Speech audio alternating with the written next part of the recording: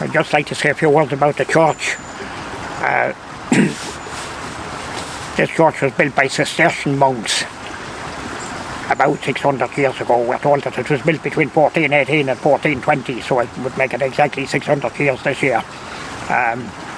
Cistercian monks, just to give you a bit of background to Cistercian monks came to Ireland from France in the 1140s, and the first abbey they built was here beside us, of which there's not even a single stone left. The abbey was called Innisglownocht. The Abbey of Innisglownocht here in South of Prairie, and the old Abbey of Mellifont in County Louth were built at the same time, simultaneously, by Cistercians between 1147 and 1153. Now the Abbey of Innisglownocht owned about a huge amount of land, about 20,000 acres of land, and at that time the well was on their land here. Now you must remember that the land was in very bad condition back then. You had stones and rocks. It was actually the Cistercians who perfected the art of farming in Ireland. And anyway, as I said, the church was built between 1418 and 1420. The church had a thatched roof, and the monks operated the church from 1420 when they had it built until 1650. If you remember your history, Cromwell was in full flight in 1650, so at the siege of Clonmel in 1650 this church was damaged.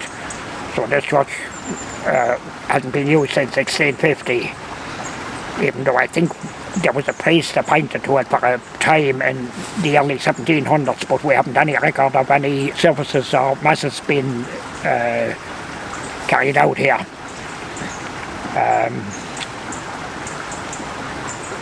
We have a service, we have a mass here once a year. Every year we have a mass on the 4th Thursday in June every year here.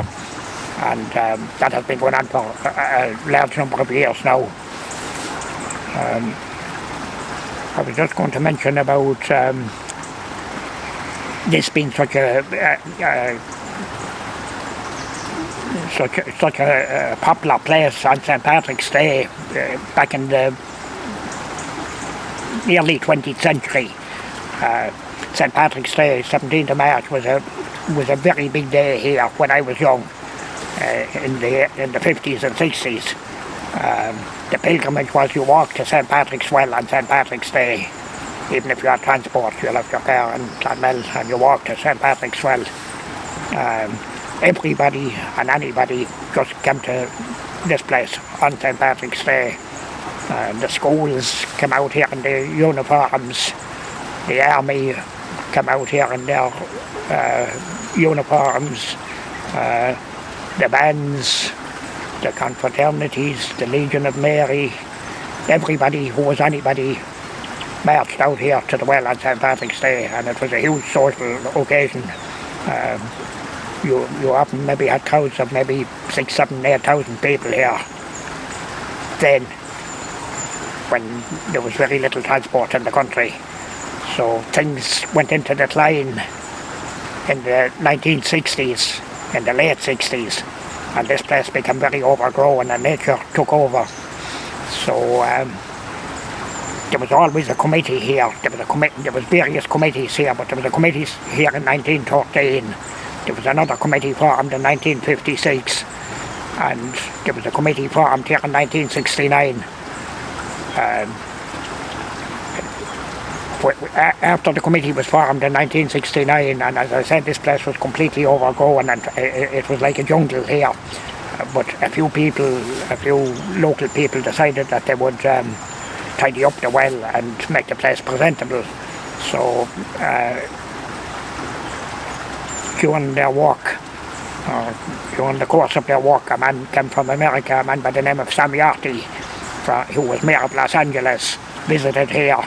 Now he had connections with Ireland, and he was told, or he was advised before he left America, to come to St. Patrick's Well in Clonmel. So he came here, and when he saw what the committee were trying to do, he went back to America and he raised funds for the restoration of the whole place here.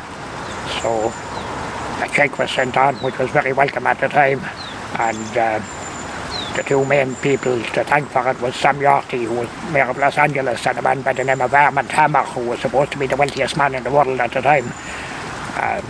But the money was raised by the Irish Israeli Society of South California. It was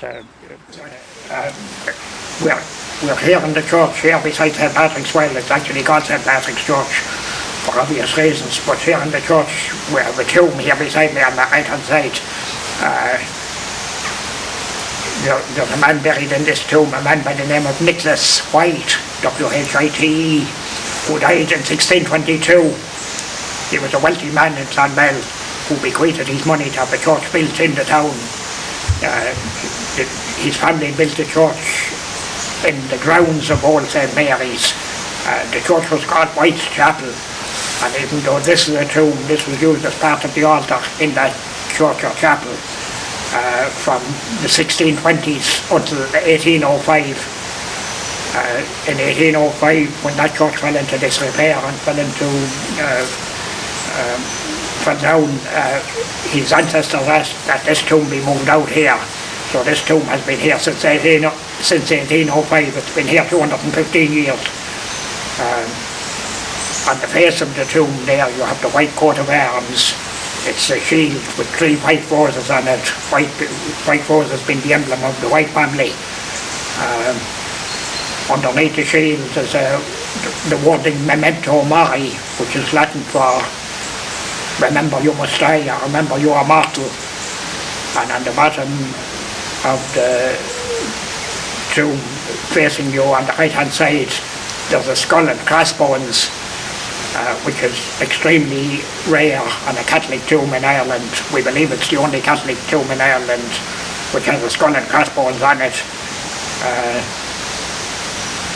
I've been asking archaeologists and anthropologists and historians about this, and they tell me that it was very common on the continent of Europe in the 17th century, in France, Germany, Spain and Italy in particular. So this was a man who would have travelled a lot and would have seen such on the continent, so that probably accounts for it being here on the corner of the tomb. Also on the here to my right on the tomb you have 3 beautiful carvings. The first one was Michael the Archangel. Now that carving was damaged when this tomb was being removed here in 1805. The second carving is the Crucifixion of our Lord, and the third carving is the Blessed Virgin and Child of the Madonna.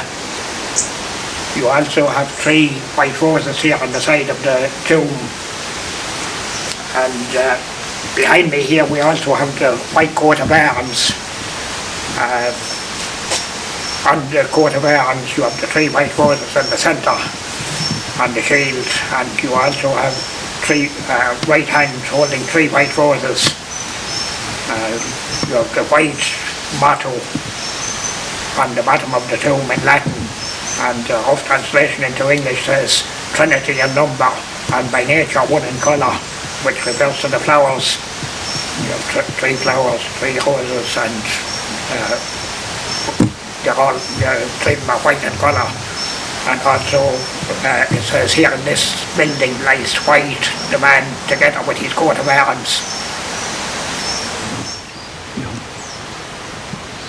Here on this side of the tomb we have an inscription in Latin, which I will give you a loose translation for.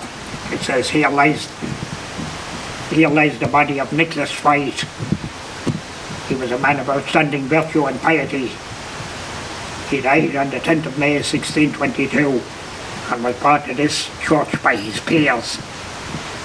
This monument is dedicated to his wife Barbara and to his son John.